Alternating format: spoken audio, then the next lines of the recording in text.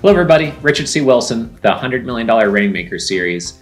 This is our 17 module mini-series on advanced capital raising strategies and secrets.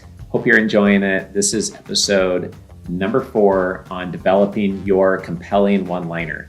This is really critical. A lot of people don't have it. It costs absolutely nothing and every investor wants you to have it, but many people don't. And if we just look at what we've covered so far in these 4 modules, most people do not have an investor demographic they're targeting. Most people aren't aware of the 3 trust curves you need to move up to make it likely to close the deal. Most people don't customize their brand because they say to themselves, oh, I've already had a brand. Even though I know of a group that had $9 billion in assets under management with 500 clients and they redid their brand to have it actually mean something to their clients, and they now manage over $30 billion.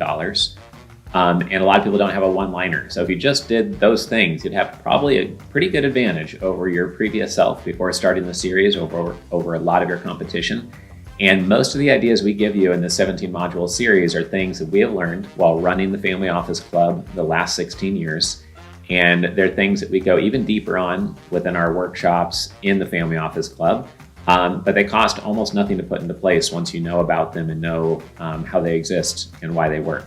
So what is the one-liner? It is communicating to somebody in the most concise way possible why they should push pause on their life because something came into their email inbox or you shook their hand at an event, and in less than a sentence, you've made them lean forward and say, oh, pause everything.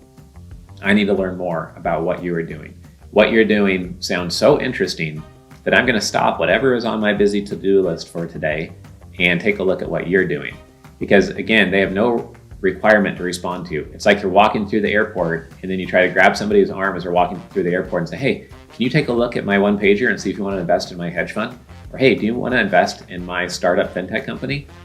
They're going to say, no, I'm busy here. Sorry, I got to catch my flight. Everybody is very, very busy with things that are just as important, if not more important, than catching a flight when you're trying to raise capital from them, right? So just imagine that that is the bar you have to get past. Your deal flow, your structure, your branding, your one-liner has to be that good that it's going to interrupt their busy day. So what do you want to have in your one-liner? And I'll give you a whole bunch of examples. First is you want to have tangible figures. What you don't want is an average statement that everyone in your industry says or could say. So if you've been around for 19 years and you've closed 10 transactions with 40 investors, you want to say exactly that. Otherwise, somebody who sees what you're doing could say, I want to compete with them. And they could start it in their mother-in-law's basement tomorrow and say the exact same one-liner as you're saying. That doesn't do you justice. It hurts your ability to raise capital, and you're not de-risking the transaction for somebody else.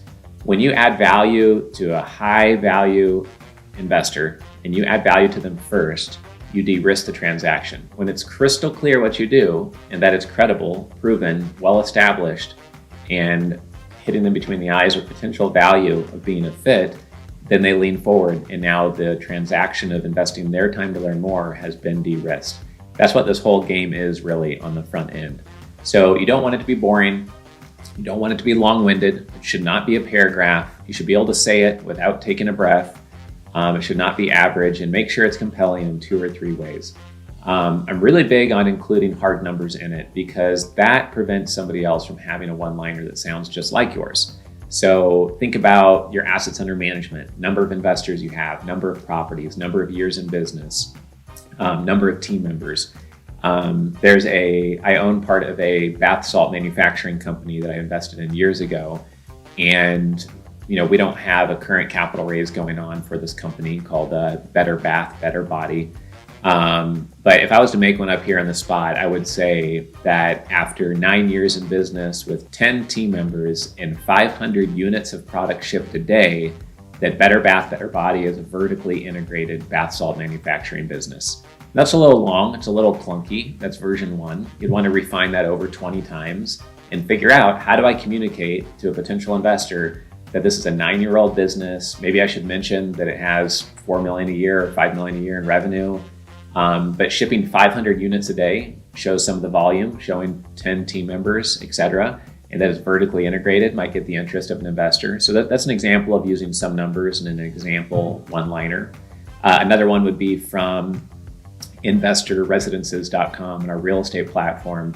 we say our 100 property vacation rental fund acquires properties at steep discounts and doubles their sleeping capacity. So that talks about the 100 properties that we have there because they get high diversification across a lot of properties. And then another example would be medical clinic capital. With equity in 24 medical practices doing $44 million a year in revenue, we provide minimally dilutive growth capital to high horsepower medical CEOs. Again, it's a little bit of a mouthful. We should probably shorten that up a little bit. And again, it's about getting version number 20, version number 40 out there. But a lot of people I speak to don't even have version number 1. Or if they do, it has no numbers in it. They say things like, we have a best-in-class team with a lot of experience and world-class service, or we provide great absolute returns with our lower middle market private equity fund. It's like, well, so does every other private equity fund in their mind, right? It doesn't set you apart at all. For the Family Office Club, our one-liner is that our investor club connects you with 4,000 plus investors so you can close more deals through 15 live events per year. It's very clean, clear. You know the club has 15 live events. You know we have 4,000 investors in it. And you get a basic idea for who we are and what we do. So I hope that provides you with a couple clear examples of what to do and what not to do. This costs absolutely nothing. If you think back, again, to the 3 trust curves, you have to think, what trust curve am I trying to move them up? You also have to think, is my brand sweating for me? If your brand is horrible, but your partner just refuses to change it and you are stuck with it till the end of time because you spent $19 at Vistaprint on your business cards and you already have the website for the brand that means nothing, and for some reason you're stuck with it, which I would argue you're not. You should have them watch that module and change your brand probably if it doesn't mean anything. But let's say you are stuck with that brand and you can't change it. Well, you can have your one-liner then carry more of the weight. If your brand name says Medical Clinic Capital, then your one-liner can be more dialed in. If your brand name says Motel to Apartment Conversions, your one-liner can talk more about how you do those conversions or share more of those numbers. Otherwise, if your brand name is Wilson Capital, then you have to explain to people you're investing in medical practices or ugly motels. And then that takes up space. It's an economy of words and getting that one-liner really dialed in. So just take that into consideration that you need to know the investor demographic to dial in the one-liner. You need to have a brand dialed in. Otherwise, your one-liner has to carry all the weight to explain what you do in a compelling 2 or 3 ways. And it's ultimately the most compelling if your investor demographic is something that by the very nature of that demographic, they're predisposed to want to give you capital and be excited and understand your investment, and then also have the branding, logo, words, and one-liner all dialed into that investor demographic, then you're going to be perhaps twice as successful in converting brand new cold people to actually give you the time of day, pay attention, and engage with you and take a look at what you're doing. So think about how all of these tie together in cascade. It's going to continue this way through all 17 modules. If you stopped right now after these 4 modules and just implemented what I said and then come back here, I would hope that just doing that would give you an unfair advantage. And this is what makes running the Family Office Club exciting, is that we're constantly learning how to do this better and better, constantly refining our one-liners, our approaches, how we use video, how we use investor influence persuasion strategies and advanced investment structures, etc.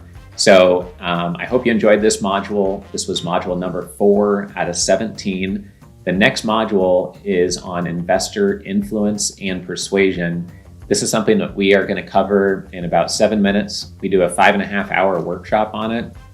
Most of these topics we could talk about for 5.5 hours, but we're just going to give you a Cliff Notes version just to open your mind to the level of depth of specialized knowledge that you could be acquiring in these niches.